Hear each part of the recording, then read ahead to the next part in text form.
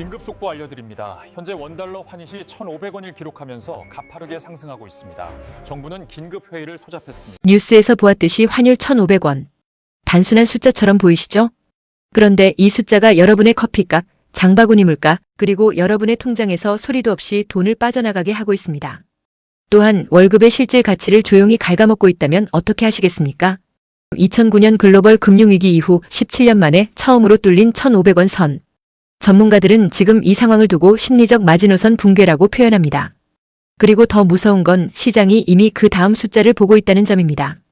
오늘 이 영상 하나로 여러분은 알게 됩니다.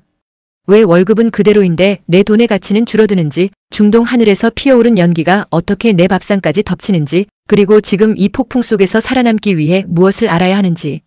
끝까지 보시면 막연한 불안이 정확한 이해로 바뀝니다. 시작합니다. 1장 환율 1,500원 17년 만에 열린 판도라의 상자. 여러분, 지금 원달러 환율이 1,500원을 돌파했다는 게 얼마나 큰 의미인지 아십니까? 2008년 금융위기 당시 잠깐 1,500원을 넘은 이후 우리는 17년 동안 이 선을 지켜왔습니다. 그 사이 1,000원대 환율이 일상이 되었고 해외여행도 가고 직구도 마음껏 했죠. 그런데 지금은 다릅니다. 한국은행과 기획재정부에 따르면 2022년 6월부터 시작된 한미금리 역전이 무려 42개월 넘게 이어지면서 원화의 체력이 서서히 바닥나기 시작했습니다. 미국이 금리를 빠르게 올리는 동안 우리는 가계부채와 부동산 리스크 때문에 그만큼 따라 올리지 못했어요. 쉽게 말씀드리면 미국 금고에 넣으면 이자를 더 많이 주는 애. 왜 원화를 들고 있겠습니까? 자연스럽게 돈은 달러로 몰립니다. 문제는 이게 시작에 불과하다는 겁니다.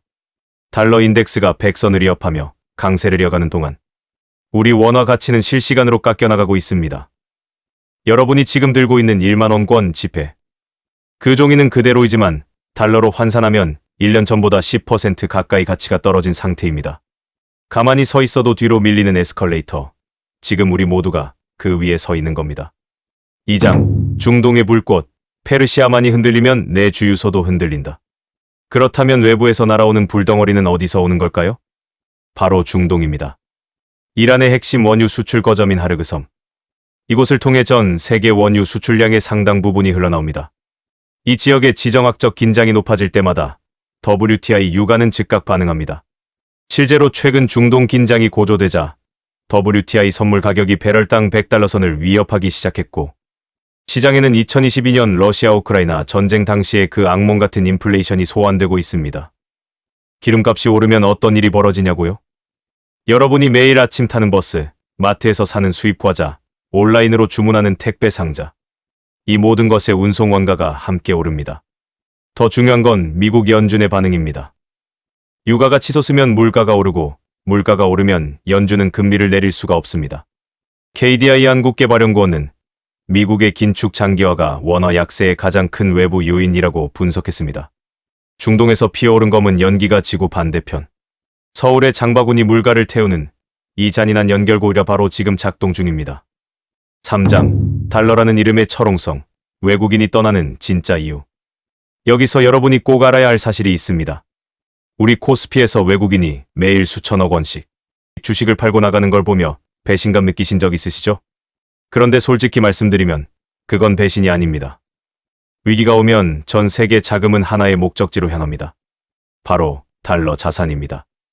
미국 국채, 달러 예금 수익률은 낮아도 절대 망하지 않는 최후의 요새로 자본이 탈출하는 건 탐욕이 아니라 생존 본능입니다.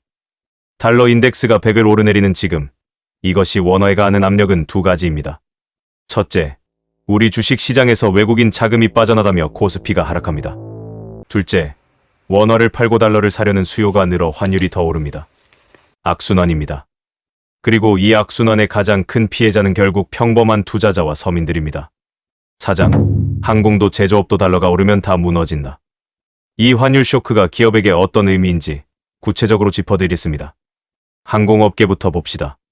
비행기는 대부분 달러로 리스 임대합니다. 리스료도 달러, 연료비도 달러입니다. 국내 대형 항공사의 경우 환율이 100원 오를 때마다 수천억 원대의 장부 손실이 발생하는 구조입니다. 지금처럼 환율이 1,500원을 넘으면 비행기가 하늘을 날면 날수록 손실이 쌓이는 아이러니가 벌어집니다. 제조업도 마찬가지입니다. 석유화학 기업들이 사용하는 나프타, 철강사들이 수입하는 철광석은 전량 달러로 결제됩니다. 원재료 값이 달러 기준으로 올라가는 데다가 환율까지 치솟으니 물건을 만들어 팔아도 마진이 남지 않는 역마진 상황이 벌어집니다.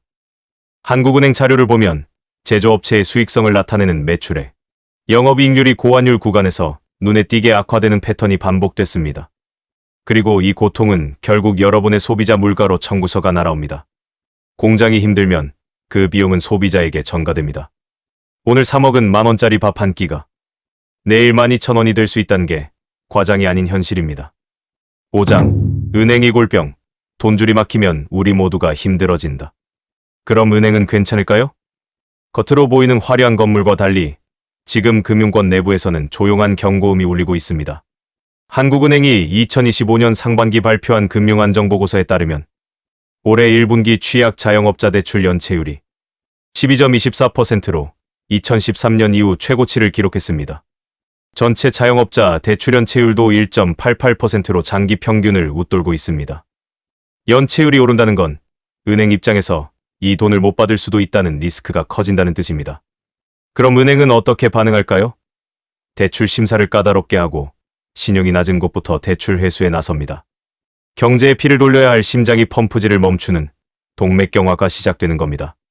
이 상황에서 여러분의 대출 이자가 자꾸 오르는 이유, 중소기업들이 은행 문턱에서 쫓겨나는 이유가 여기 있습니다. 시장의 달러가 마르고 신용 리스크가 높아지면 돈의 값인 금리가 오르고 그 부담은 고스란히 우리 모두에게 돌아옵니다. 6장 1,600원 시나리오와 7%의 저주. 그렇다면 만약 환율이 1,600원까지 오른다면 어떻게 될까요? 이건 단순한 공포 시나리오가 아닙니다. 호르무즈 해협 봉쇄, 유가 150달러 돌파, 미국 금리 동결 장기화. 이 세 가지가 동시에 벌어지면 1,600원은 가능성의 영역에서 현실의 영역으로 들어옵니다. 전문가들이 이 시나리오에서 가장 우려하는 것이 바로 소비자 물가 상승률 7% 돌파입니다. 7%가 어느 정도냐고요? 지금 여러분 월급이 그대로라면 1년 뒤 그 돈으로 살 수 있는 물건이 7% 이상 줄어든다는 뜻입니다. 사실상 임금 삭감입니다. 2022년 러시아 우크라이나 전쟁 당시 한국 소비자 물가는 6.3%까지 치솟았는데 그때 장바구니 물가가 얼마나 혹독했는지 기억하시는 분 많으실 겁니다. KDI는 환율이 10% 상승할 경우 수출 경쟁력이 단기적으로는 개선되지만 수입원가 상승으로 중장기적으로는 기업 수익성이 악화된다고 분석했습니다. 성장 없는 고물가, 스태그플레이션의 문이 열릴 수 있다는 경고입니다. 7장 1,069조 원의 빚, 골목의 불이 꺼지고 있다. 이 모든 충격의 가장 아픈 부분은 그 화살이 우리 이웃들을 향한다는 점입니다. 국세청 통계에 따르면 2024년 폐업 신고를 한 사업자가 108,282명으로 1995년 통계 집계 이래 사상 처음으로 100만 명을 넘어섰습니다. 소매업 폐업률 16.78%, 음식점업 폐업률 15.82%. 10곳 중 1.5곳이 1년 안에 간판을 내리고 있습니다. 더 무거운 숫자가 있습니다. 한국은행에 따르면 2025년 2분기 기준 자영업자 대출 잔액은 1,069조 6천억 원으로 사상 최대입니다. 코로나 이전인 2019년의 700조 원에서 불과 6년 만에 370조 원이 불어난 것입니다. 더 무서운 건 그 구조입니다. 금융감독원에 따르면 자영업자 중 3곳 이상의 금융기관에서 돈을 빌린 다중채무자 비율이 70%를 넘습니다. 한 곳의 이자를 막기 위해 다른 곳에서 빌리고 그 이자를 막기 위해 또 빌리는 돌려막기가 한계에 도달했습니다. 소상공인연합회 관계자는 IMF 때보다 더 힘들다고 했습니다. 이 말이 결코 과장이 아님을 숫자들이 증명하고 있습니다. 동네 골목에 불이 꺼지는 건 가게 하나가 사라지는 문제가 아닙니다. 한 가정의 생계가 무너지는 일이고 그 가정이 모인 지역 경제 전체가 식어가는 과정입니다. 8장 절망 뒤에 오는 것, 에너지 독립과 AI의 시야. 그렇다면 우리에게 희망은 없는 걸까요? 저는 있다고 생각합니다. 단, 조건이 있습니다. 위기를 계기로 구조를 바꿔야 한다는 것입니다. 대한민국은 에너지의 96%를 수입합니다. 기름값이 오르면 그 비용은 고스란히 무역 적자와 물가 상승으로 이어집니다. 이런 취약한 고리를 끊지 않으면 다음 위기에도 똑같이 흔들릴 수밖에 없습니다. 정부가 원전 이용률 80% 목표를 제시한 것은 이 맥락에서 의미가 있습니다. 원전으로 만드는 전기는 LNG 발전 대비 원가가 3분의 1 수준입니다. 고유가 시대의 기업들이 가격 경쟁력을 유지할 수 있는 핵심 인프라입니다. 여기에 AI 데이터 센터 수요라는 새로운 엔진이 더해지고 있습니다. 엔비디아를 비롯한 글로벌 AI 기업들이 아시아 데이터 센터 입지로 한국을 주목하는 이유 중 하나가 바로 안정적이고 저렴한 전력입니다. 원전이 만드는 전기가 AI 시대의 먹거리에 피를 공급하는 이 조합. 이것이 대한민국 경제의 체질을 바꿀 수 있는 기회입니다. 위기는 언제나 구조를 바꾸는 계기가 됩니다. 1997년 외환위기가 IT 강국의 기반을 만들었듯이 지금의 고환율, 고유가 위기가 에너지 독립과 AI 전환의 촉매가 될 수 있습니다. 물론 그 사이에 수많은 고통이 있겠지만 역사는 항상 준비된 자에게 기회를 줬습니다. 오늘 우리가 함께 짚어본 내용을 정리해드리겠습니다.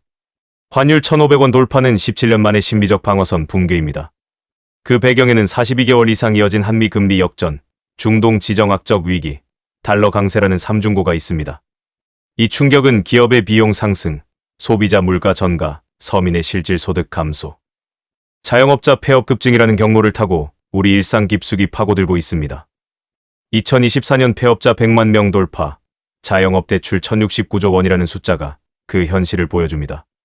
하지만 위기 속에서도 에너지 독립과 AI 전환이라는 새로운 가능성이 싹트고 있습니다. 내 자산을 지키는 힘은 공포가 아니라 정확한 정보에서 나옵니다.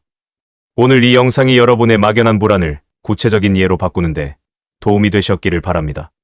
다음 영상에서는 환율 1,600원 시대, 당장 사야 할 자산과 반드시 줄여야 할 자산을 구체적인 리스트로 정리해드리겠습니다. 도움이 되었다면 구독과 좋아요, 알림 설정 꼭 부탁드려요. 감사합니다.